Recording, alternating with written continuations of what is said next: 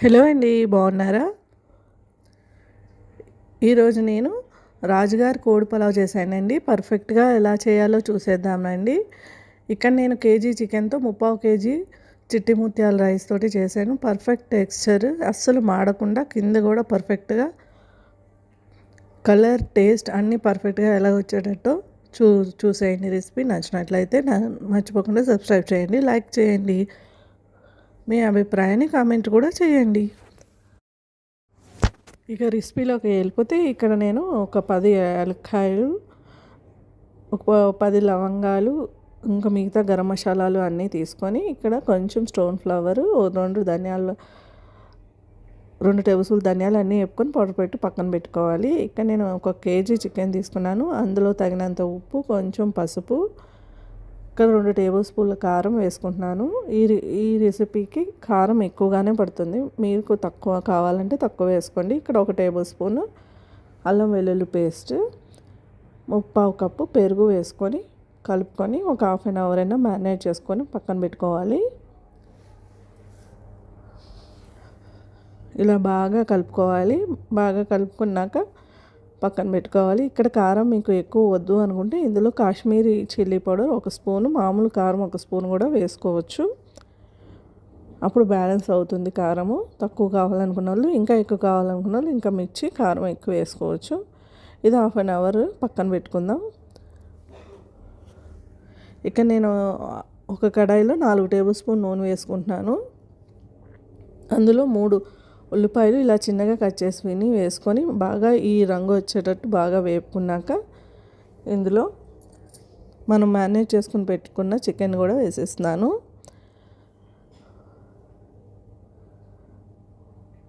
ఇంకా చూసారా, మ్యారినేట్ చేసిన చికెన్ని మొత్తం ఇందులో వేసేసుకోవడమే. ఇందులో నేను పచ్చిమిరపకాయలు ఏమీ వేయలేదు. మనం ఆల్రెడీ రైస్ వండుతాం కదా, అప్పుడే వేసుకుందాం. ఇప్పుడు అవసరం లేదు. ఇప్పుడు అప్పుడు వేస్తే మరీ కారం ఎక్కువ అయిపోతుంది. మీకు కావాలంటే మీరు వేసుకోవచ్చు. ఈ బిర్యానీలోకి మనం పుదీనా యూస్ చేయం. ఎప్పుడైనా చికెన్ బాగా ఉడకాలి అంటే ఇలాగ చికెన్ వేసాక హై ఫ్లేమ్లో పెట్టుకొని నీరంతా ఇంకే వరకు వేపుకోవాలి ఈ విధంగా. అప్పుడు ఎటువంటి చికెన్ అయినా మంచిగా సాఫ్ట్గా ఉడికిపోతుంది. చూసారా, ఈ విధంగా బాగా వేపుకొని ఉడకబెట్టుకుంటున్నాను నేను. ఇంకేమీ వేయ అవసరం లేదు. ఇందులో మసాలాలు అన్నీ వచ్చేసాయి. ఈ కన్సిస్టెన్సీలో ఉడకబెట్టుకుంటే చాలు. పక్కన పెట్టుకోండి. ఇక్కడ నేను 3/4 కప్పు చిట్టి ముత్యాల రైస్ తీసుకున్నాను. 3/4 కప్పు కాదు, 3/4 కేజీ చిట్టి ముత్యాల రైస్ తీసుకున్నాను. ఇవి కడిగేసి ఒక స్ట్రైనర్లో నీరు పోయేటట్టు వేసుకొని, అస్సలు ఈ బియ్యం నానకూడదు, వేసుకున్నాయి. ఇందులో 1 టేబుల్ స్పూన్ అల్లం వెల్లుల్లి పేస్టు, 2 టేబుల్ స్పూన్ల కారం, ఇక్కడ ఆల్రెడీ మనం రుబ్బు పెట్టుకున్న గరం మసాలా కూడా ఇందులో వేసేస్తున్నాను.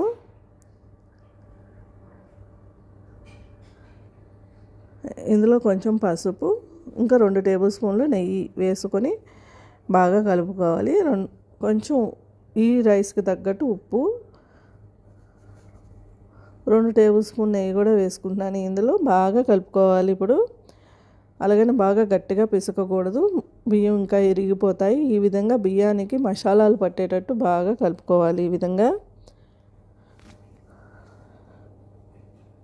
దీనివల్ల చికెన్లోని మసాలాలు బాగా పట్టుంటాయి, రైస్లోని మసాలా బాగా పట్టుంటుంది. కరెక్ట్గా పర్ఫెక్ట్గా టేస్ట్ అన్నిటికొని చికెన్ చప్పగా ఉండదు, రైస్ కూడా చప్పగా ఉండకుండా ఈక్వల్గా టేస్ట్తో ఉంటుంది. రాజుగారి కోడి పలావ్ సీక్రెట్ ఇదే. చూసారా, ఇక్కడ నేను బియ్యం కడిగి అమ్మటి నీరంతా వచ్చేసాను. మొత్తం డ్రైన్ చేసేయాలి. నీరు అస్సలు ఉంచకూడదు. బియ్యం నానబెట్టకూడదు. నానబెట్టకుండా ఇలా మసాలా కలుపుకొని పక్కన పెట్టుకోండి. ఇక్కడ నేను ఒక బిర్యానీ హండీలో 4 టేబుల్ స్పూన్ల ఆయిల్ వేసుకొని ఇందులో హోల్ గరం మసాలాలన్నీ వేసుకుంటున్నాను. ఈ రాజుగారి పలావ్లోని స్టోన్ ఫ్లవర్ చాలా ఇంపార్టెంట్, అది కూడా వేసుకుంటున్నాను. ఇక్కడ 2 టేబుల్ స్పూన్ నెయ్యి కూడా వేసుకోవాలి. 4 టేబుల్ స్పూన్ల నూనె, 2 టేబుల్ స్పూన్ నెయ్యి, ఒక బే లీఫ్ కూడా వేసుకుంటున్నాను.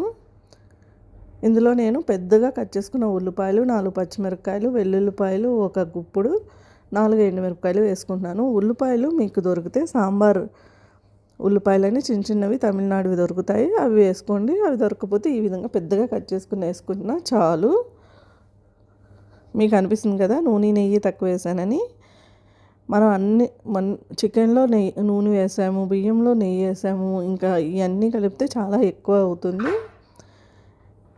ఇక్కడ జీడిపప్పు కూడా ఒక 20 దాకా వేసుకుంటున్నాను. వేసుకొని ఒకసారి బాగా హై ఫ్లేమ్లో వేపుకోవాలి. వేపుకున్నాక ఇందులో రైస్ వేసుకుంటున్నాను.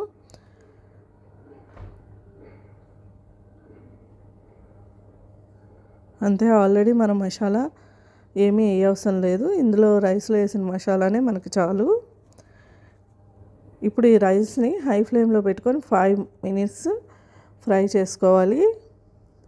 ఎంత బాగా ఫ్రై చేసుకుంటే అంత బాగా మసాలాలు పట్టి రైస్కి పర్ఫెక్ట్ టెక్స్చర్, టేస్ట్ అన్నీ కరెక్ట్గా వస్తాయి.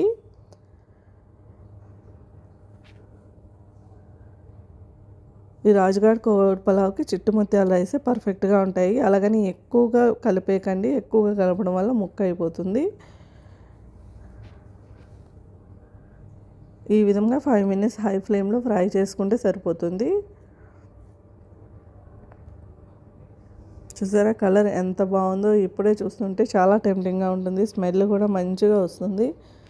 మనం రుబ్బుకున్న మసాలా పౌడర్ అన్నీ వేసాం కదా, చాలా టేస్టీగా ఉంటుంది.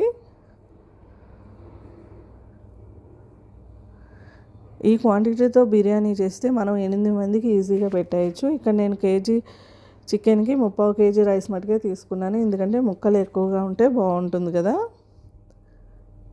ఈ విధంగా రైస్ అంతా ఫ్రై అయిపోయింది. ఫ్రై అయిపోయాక ఇప్పుడు మనం చికెన్ కూడా కర్రీ రెడీగా ఉంది కదా, అది కూడా వేసేసుకోవడమే. ఇక్కడ చికెన్ని సపరేట్గా ఉడకబెట్టడం వల్ల మనకి టేస్ట్ పర్ఫెక్ట్గా వస్తుంది. ఇలా బియ్యం 5 minutes వేపాక ఇక్కడ చికెన్ మనం కర్రీ చేసి పెట్టుకుంది కూడా ఇందులో వేసేసుకొని ఒక 1 minute కలిపితే చాలు. ఇవి రెండు ఉడకాల్సిన అవసరం ఏం లేదు. జస్ట్ గ్రేవీస్ అన్నీ ఈక్వల్గా మిక్స్ చేసుకొని పెట్టుకుంటే చాలు. ఇక్కడ మనం చల్ల నీళ్ళు పోయకూడదు, రైస్ ఉడకడానికి వేడి నీళ్ళు వేయాలి. ఇక్కడ ఒక గ్లాస్ బియ్యానికి 1.5 గ్లాసు బియ్యం అయితే చాలు. చిట్టుముత్యాల రైస్కి ఎక్కువ వాటర్తో పని లేదు, మనం హాట్ వాటర్ కూడా వేస్తాం కాబట్టి చాలా తొందరగా ఉడికిపోతుంది.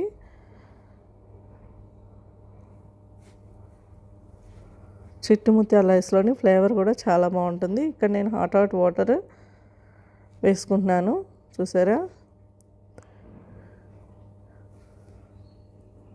ఒక గ్లాస్ బియ్యానికి 1.5 గ్లాస్ నీళ్ళు వేసుకుంటే చాలు, అంతకన్నా ఎక్కువ వేయకూడదు, అన్నం ముద్ద అయిపోతుంది. ఈ కళాయిలో ఉన్న మసాలా కూడా అందులో వేసేసుకోవడమే. అందులో కొంచెం హాట్ వాటర్ కలిపేసి వేసేసాను నేను. అంతే, ఈ విధంగా వేసుకొని బాగా మసాలాలన్నీ బాగా పట్టేటట్టు, బాగా అన్నీ మిక్స్ అయ్యేటట్టు ఒకేసారి కలుపుకొని పెట్టుకోవాలి. మరీ ఎక్కువసారి కలపకూడదు. ఇప్పుడు ఒక్కసారి ఉప్పు చెక్ చేసుకొని ఇంకో ఉప్పు కావాలంటే వేసుకోవచ్చు. ఇందులో కొంచెం ఉప్పు తక్కువైంది, ఇంకా కొంచెం తగినంత ఉప్పు వేసుకున్నాను నేను. ఒక నిమ్మకాయని జ్యూస్ చేసుకొని ఇందులో వేసుకోవాలి. దానివల్ల రైస్ మనకు ముద్దగా అయిపోకుండా టేస్ట్ కూడా మంచిగా పర్ఫెక్ట్గా వస్తుంది, పొడి పొడిగా ఉండేటట్టు. ఇలా ఒక నిమ్మకాయ అంతా పిండేసుకున్నాక 2 టేబుల్ స్పూన్ నెయ్యి మళ్ళీ వేసుకుంటున్నాను పైనుంచి, మంచి స్మెల్ రావడానికి. మీకు వద్దనుకుంటే బాగా వేసుకోవచ్చు. ఇవన్నీ వేసుకొని మళ్ళీ ఒకసారి కలిపేసుకొని మూత పెట్టి ఒక 5 minutes హై ఫ్లేమ్లో ఉడికించండి. చూస్తున్నారా, మంచి రంగుతో చాలా బాగుంది కదా. ఇలాగే 5 minutes హై ఫ్లేమ్లో ఉడికించండి. ఒక 5 minutes తర్వాత మూత తీసి చూడండి చాలు. చిట్టుముత్యాల రైస్ ఉత్తినే ఉడికిపోతాయి. టైం కరెక్ట్గా చూసుకోవాలి మీరు.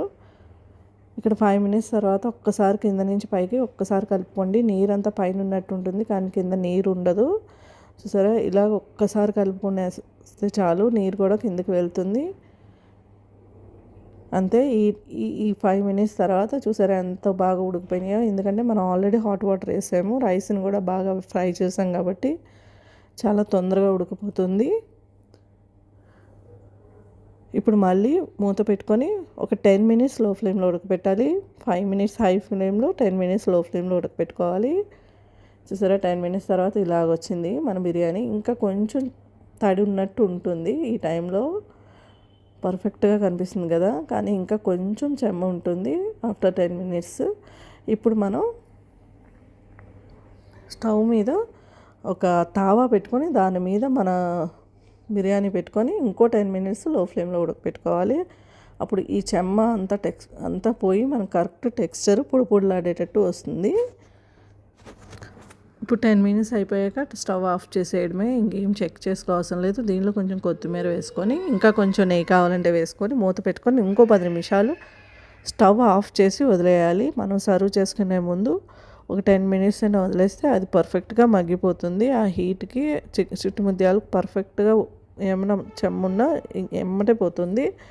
టెన్షన్ ఏం పడవలసిన లేదు. స్టవ్ ఆఫ్ చేసి వదిలేయాలి ఖచ్చితంగా. ఒక 10 మినిట్స్ వదిలేసాక చూసారా ఎంత పర్ఫెక్ట్గా వచ్చిందో. ఇంకా రైస్ విడిపోతుంది. ఇంకా చల్లారే కొలది మనకి పర్ఫెక్ట్గా వస్తూ ఉంటుంది. కాబట్టి స్టవ్ ఆఫ్ చేసి కాసేపు రెస్ట్కి వదిలేస్తే 10-15 మినిట్స్ మన బిర్యానీ పర్ఫెక్ట్ టెక్స్చర్లో ఉంటుంది. అంతే, చాలా సింపుల్. కింద నుంచి తీసి చూపిస్తున్నాను, చూసారా మాడకుండా పర్ఫెక్ట్గా ఎలా చేసుకోవాలో మీకు సింపుల్గా చెప్పేశాను కదా. మీరు ఎవరైనా పార్టీస్కి దేనికైనా చేసి చూడండి, చాలా టేస్టీగా ఉంటుంది. మీకు ఈ రెసిపీ ఎలా ఉందో నాకు కామెంట్ రూపంలో